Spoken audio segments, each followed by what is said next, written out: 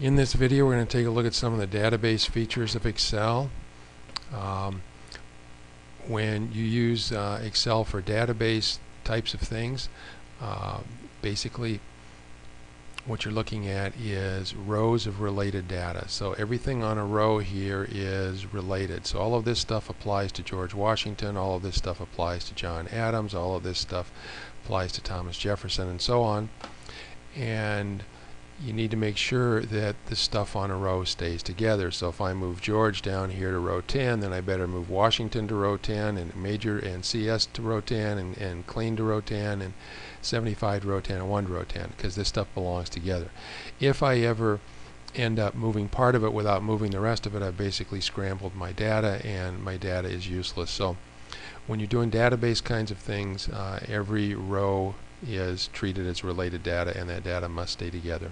And the term for a row is usually a record, and the individual items within a record are called fields.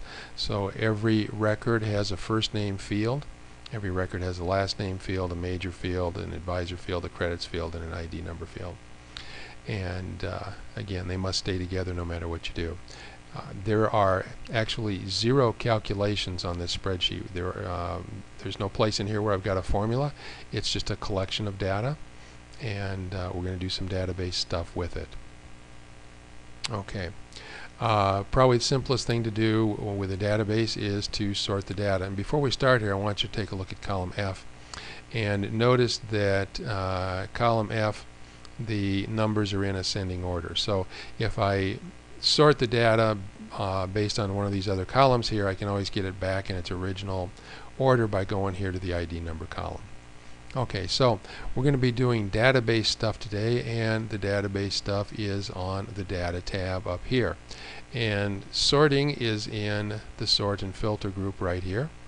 And we've got 3 buttons. We've got one that'll do an ascending sort, one that'll do a descending sort, and then one that we're not going to look at in this video, but we'll look at in another video, that lets you sort on more than one column at a time. So let's say you want to sort your data based on first name here. All you have to do is put the cursor any place in the column. It doesn't matter where. Do not select part of the data. Don't go up to the top and click on the entire column. Just put the cursor someplace in the column, and then click on the A to Z sort, and you notice the little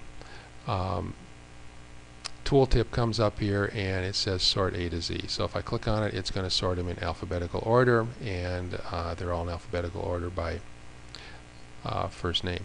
And if you remember George Washington, major was CS, advisor was Klein, had 75 credits, and his ID number was 1. So all of George's data is together, as is all of the data for all of the other rows here. Okay, let's put the cursor back in column A. Let's do a Z to A sort, and it'll put them in reverse alphabetical order.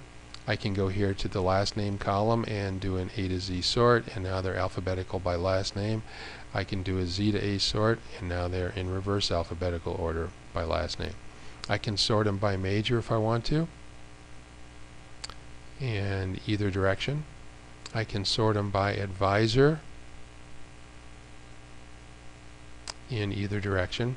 If you go to a number column here, it says A to Z, which might seem kind of strange for a number column, but the tooltip does change when you get to a number column. It says sort smallest to largest instead of sort A to Z. So if I click on that, I'm going to get them in ascending order, which will put the freshmen at the top of the list and the seniors at the bottom. If I click on the Z to A, it'll give me largest first and then smallest at the end.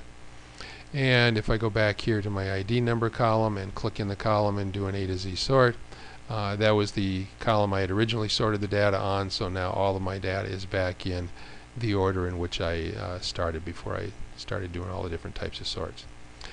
And that's pretty much all there is to sorting. It's really, really easy to do. The only tricky part is just remember, don't select anything more than one cell before you start to do your sort, and just put the cursor in the cell of the column that you want to use for your sort order.